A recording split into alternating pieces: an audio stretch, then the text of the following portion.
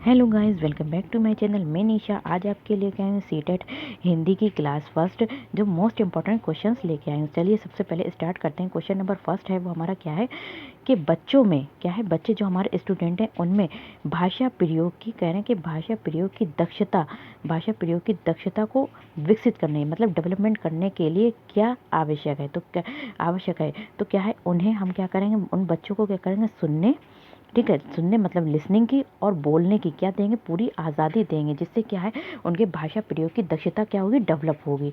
Next हमारा question है question number two. Question number two हमारा क्या कह रहे हैं कि व्याकरण शिक्षण जब बच्चों को हम क्या पढ़ाते हैं, व्याकरण शिक्षण की वो पद्धति अपेक्षाकृत अधिक उचित है। कह रहे हैं व्याकरण शिक्षण के लिए कौन सी पद्धति जो है, कौन सा मेथड जो है व्याकरण को पढ़ाने के लिए सबसे अधिक उचित है।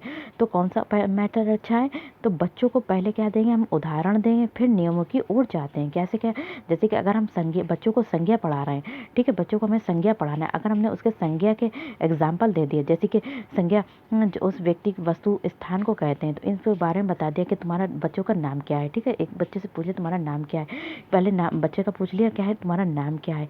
ठीक है, उसके बाद हमने पूछ लिया कि तुम कहाँ रहते हो, स्थान के बारे में पूछ लिया, ठीक है, स्थान के बारे में पूछ लिया, या फिर तुम क्या पढ़ रहे हो, किताब, टेबल, या फिर वहीं पर के जहाँ पर क्लासरूम की वस्तुओं के बारे में पूछ लिया।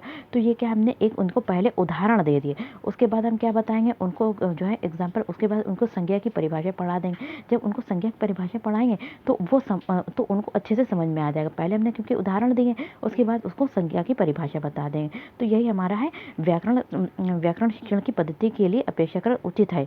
तो हमारी ये पद्धति सबसे उचित है व्याकरण शिक्षण के लिए। नेक्स्ट हमारा क्वेश्चन है question number three. Question number three हमारा क्या कह रहे हैं कि उच्च प्राथमिक जो होता है हमारा 6 to 8, यानी कि जो 6 to 8, तो ये 6 to 8 होता है उच्च प्राथमिक स्तर पर हिंदी भाषा शिक्षण, जो हम हिंदी का शिक्षण करते हैं, हिंदी लैंग्वेज का शिक्षण करते हैं, के लिए सर्वाधिक महत्वपूर्ण उद्देश्य क्या है। तो उच्च प्राथमिक स्तर पर जो हम हिंदी पढ़ाते हैं, ठीक है, तो उसका मुख्य उद्देश्य क्या है बच्चों का, तो उससे क्या है, बच्चों में समझ के साथ पढ़ने और लिखने की क्षमता का विकास करना। जब बच्चे जो होते हैं मतलब प्राइमरी स्तर पर जो होते हैं वो इतने बच्चों में अंडरस्टैंडिंग नहीं होती है, लेकिन क्या होता है जब 6 to 8 में जाते हैं तो उनमें जो होती है उसमें क्या होती है अंडरस्टैंडिंग के लिए, तो बच्चों में समझ के साथ पढ़ने हम क्या करेंगे, जो बच्चा पढ़ रहा है तो वो समझ के साथ पढ़े, ठीक है, अर्थ को समझ के पढ़े, और लिखने की क्षमता का भी विकास करना, और साथ में पहले समझे भी, ठीक है, अंडरस्टैंडिंग भी हो और उसमें राइटिंग की क्षमता का विकास भी हो। नेक्स्ट हमारा क्वेश्चन है question number four. Question number four क्या है, रूपा, ठीक है, रूपा एक लड़की है जो बड़े समूह में अपनी बात को कहते समय अटकती है। एक शिक्षक के रूप में आप उसकी सहायता कैसे करेंगे। कोई रूपा लड़की है, ठीक है, तो वो क्या करती है, बहुत सारे लोग हैं उनके सामने जब कोई अपनी बात रखती है, कहती है, तो वो क्या करती है, अटक जाती है। तो उसके लिए हम क्या है, एक शिक्षक हैं, टीचर हैं, तो हमें उसकी सहायता कैसी करनी चाहिए।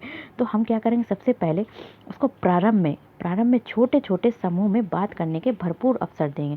ये नहीं कि उसको डायरेक्ट जाके बड़े समूह में जाकर खड़ा कर देंगे, बल्कि हम उससे क्या करेंगे, पहले वो छोटे छोटे 8-10 लोगों के बीच सामने खड़े होकर बात करेगी, फिर जो है 10 से 20 लोगों के सामने बात करेगी, फिर 30 से 40 लोगों के सामने बात करेगी, ऐसे उसकी हैबिट पड़ जाएगी। तो नेक्स्ट हमारा क्वेश्चन है, तो शिक्षक को उसकी इस तरीके से सहायता करना चाहिए।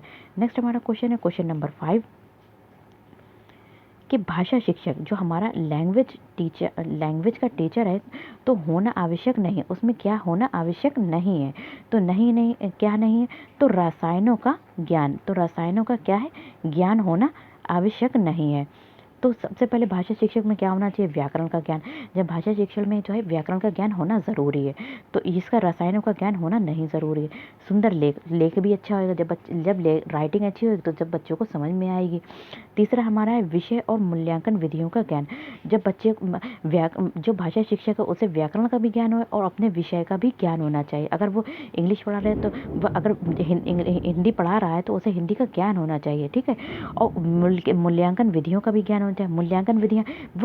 मूल्यांकन विधियों का जिस बच्चे ने जो सीखा है वो किस सीमा तक सीखा है, तो उन विधियों का भी ज्ञान होना चाहिए। कैसे हम उसके पता करेंगे कि उसने कितना सीखा है। नेक्स्ट हमारा क्वेश्चन है क्वेश्चन नंबर 6 है गद्य शिक्षण। मतलब हमारा एक गद्य होता है, एक पद होता है, ठीक है, पोएट्री होती है, एक गद्य शिक्षण होता है। गद्य शिक्षण में कठिन निवारण किया जा सकता है। गद्य शिक्षण में कोई चीज़ भी कठिन आ जाती है, गद्य का हम पढ़ा रहे हैं उसमें कुछ चीज़ें कठिन आ जाती हैं, तो उनका कैसे हम निवारण कर सकते हैं? तो कैसे निवारण करते हैं?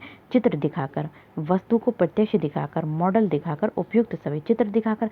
जैसे कोई ऐसी चीज़ के बारे में, मान लो ताजमहल के बारे में पढ़ा रहे हैं बच्चे को, ठीक है, तो बच्चे को ताजमहल के बारे में पढ़ा रहे हैं तो हम क्या है, उसका चित्र दिखा देंगे तो बच्चे को अच्छे से समझ में आ जाएगा।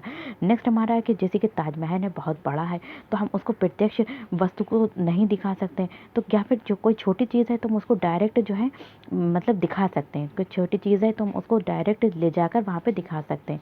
अगर ठीक है, और कोई इतनी बड़ी चीज़ है जैसे ताजमहल है तो हम उसको क्लासरूम में तो नहीं लेकर आएंगे, बच्चे को क्या करेंगे, उसका मॉडल उसी की तरीके से छोटा सा मॉडल बनाकर दिखा देंगे, तो इससे बच्चे क्या है अच्छे से सीख सकेंगे।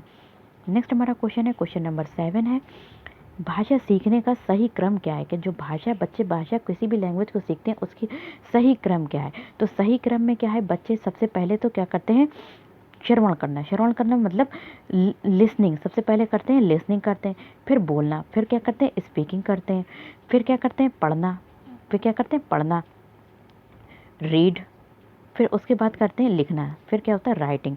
तो हमारा क्या है LSRW इंग्लिश में कहते हैं। तो इसमें क्या होता है, सबसे पहले तो बच्चा, जब हम कहेंगे बच्चे को पढ़ा रहे हैं तो बच्चा क्या करेगा, वर्ड्स को या हमारे वाक्य सेंटेंस को क्या करता है, सुनता है, फिर उन्हीं को वो क्या करता है, बोलता है। जब बोलने लगता है तो फिर जो होता है अपने बुक्स में तो वो पढ़ता है, पढ़ने के बाद क्या होता है वो लिखता है। तो यही इसका भाषा सीखने का सही क्रम है। Listening, speaking, reading, writing. Next हमारा क्वेश्चन है, क्वेश्चन नंबर 8, भाषा शिक्षण, कहने कि भाषा शिक्षण के अंतर्गत वर्तनी संबंधी त्रुटियों का निवारण करना चाहिए। तो जब हम भाषा शिक्षण कर रहे हैं तो बच्चों को भाषा का शिक्षण कर रहे हैं, पढ़ा रहे हैं, ठीक है, तो उसके अंतर्गत जो वर्तनी हमारा जो लेखन है, लिखी हुई चीज़ें, उसमें संबंधित त्रुटियों का निवारण कैसे करते हैं? बच्चे ने कुछ लिखा, उसमें क्या करा, उसने बहुत सारी त्रुटियाँ कर दी, तो त्रुटियाँ मतलब गलतियाँ कर दी, उसका हम कैसे निवारण कर सकते हैं? तो सबसे पहले क्या करेंगे, जो वर्तनी कहीं पे लिखा हुआ है उसका सही उच्चारण, जो मतलब बुक्स में लिखा है, ठीक है, जो यहाँ पे हमारी बुक है, ठीक है, ये हमारी बुक है, तो बुक में जो लिखा है हम उसको पढ़ने का बच्चे को शुद्ध उच्चारण बताएंगे, उनका प्रोनाउंसिएशन बताएंगे, शुद्ध उच्चारण। जब बच्चा शुद्ध उच्चारण कर लेगा तो फिर शुद्ध लिखेगा भी, ठीक है, लिखने का अभ्यास करवाकर और लेखन का अभ्यास करवाकर उसमें क्या करेंगे, हम उसकी त्रुटियों को खत्म कर सकते हैं। नेक्स्ट हमारा क्वेश्चन है, क्वेश्चन नंबर 9 है, क्या था, पियाजे, जो हमारे पियाजे हैं, जिन पियाजे के अनुसार भाषा अन्य संज्ञानात्मक तंत्रों की भांति, उन्होंने क्या, भाषा जो है संज्ञानात्मक तंत्रों की भांति परिवेश के साथ, परिवेश यानी कि हमारा जो वातावरण है, परिवेश है, उसके साथ क्या करते हैं, सामाजिक अंतःक्रिया के माध्यम से विकसित होती है। बच्चों में भाषा कैसे विकसित होती है, परिवेश के साथ, यानी परिवार है, पास पड़ोस है, इसके साथ क्या करते हैं बच्चे जो होते हैं अंतःक्रिया करते हैं, इसके माध्यम से उनमें भाषा का विकास होता है। नेक्स्ट हमारा क्वेश्चन है, क्वेश्चन नंबर 9 है, 10 है, क्वेश्चन नंबर 10, वर्णों, कह रहे हैं कि जो वर्ण, जैसे कि हमारा छोटा आ है, बड़ा आ है, का, खा, गा, गा, ये सब हमारे क्या होते हैं, वर्ण होते हैं। अब कह रहे हैं कि वर्णों के उस समूह को, जब हम वर्णों को जब मिलाते हैं तो क्या हमारा एक समूह बन जाता है। तो वर्णों के उस समूह को जिसमें कोई निश्चित अर्थ निकलता है, कह रहे हैं जिसका कोई निश्चित अर्थ निकलेगा तो उसे क्या कहते हैं, उसे कहते हैं शब्द कहते हैं, उसे क्या कहते हैं, शब्द कहते हैं। जैसे यहाँ पे हमने लिख दिया आम, तो ये वर्ण है, ठीक है, तो वर्णों का ये समूह हो गया, ये क्या हो गया, समूह है।